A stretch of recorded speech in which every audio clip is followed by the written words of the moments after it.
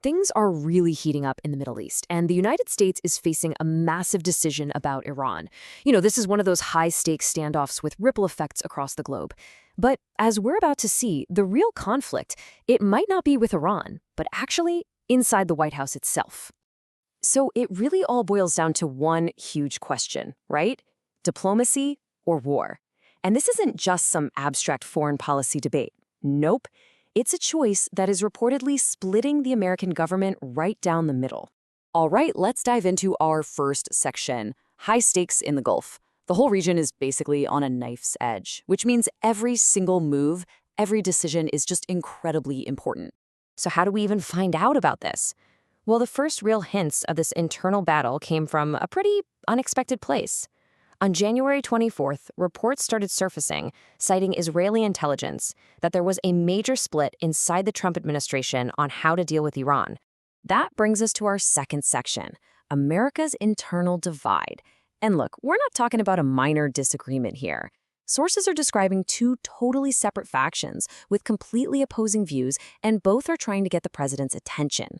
So on one side, you have the diplomatic approach. This is reportedly being pushed by envoys Jared Kushner and Steve Witkoff, who are trying to find a peaceful way out of this. But then, on the other side, you've got a majority of senior advisors who are apparently all in on the military option. They believe strikes are the only way to protect American interests. So who exactly is in this so-called military faction? Well, according to reports, we're talking about some of the most powerful people in the administration. You've got the Vice President, J.D. Vance, the Secretary of State, Marco Rubio, and the Defense Secretary, Pete Hegseth. These are major players in the president's inner circle, and they're supposedly the ones pushing for a much tougher stance. So what's the end game for this faction? What are they really after? According to these reports, it's not just about a few targeted strikes. No, the ultimate goal is way bigger, to actually bring down Iran's entire ruling regime. I mean, that just raises the stakes to a whole other level. Now for our third section, allies in the balance. A decision this huge isn't going to be made in a vacuum, right? The support, or lack of support, from key allies is a massive piece of this puzzle. It looks like several key U.S. allies are reportedly on board with the military option, including Israel, the UK, the UAE, and Jordan. Now, their support wouldn't necessarily be, boots on the ground, but it would be providing that absolutely crucial logistical and intelligence help for any potential strikes. But here's where it gets a little complicated. The UK's position, well, it's a bit fuzzy. Even though they're listed as a supporter, it's not totally clear if they'd actually join in on a direct strike. And that's a pretty big deal, especially since they've already moved to reinforce their air forces in Cyprus and Jordan.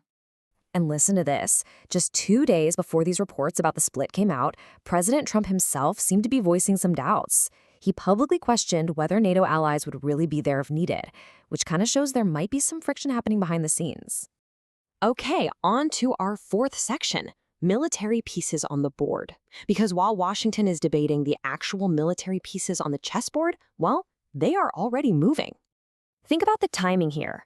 On the very same day that reports of the White House split came out, the head of U.S. Central Command, Admiral Brad Cooper, was in Israel meeting with top defense officials. This is the guy who would likely be in charge of any U.S. attack. So him being there, yeah, that's a very big deal. And get this, according to Israeli security sources, the military coordination between the U.S. and Israel has never, ever been closer than it is right at this moment. That points to a level of preparedness that is just completely unprecedented.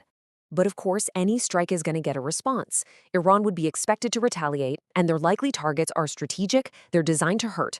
We're talking about Israel, U.S. military bases across the region, and the critical oil sites that basically fuel the entire global economy. So here we are. The pieces are in place. You have military forces ready to go, allied coordination is at an all-time high, but the White House is deeply divided on what to do next, which brings us right back to that urgent central question. Is a bigger conflict now just inevitable?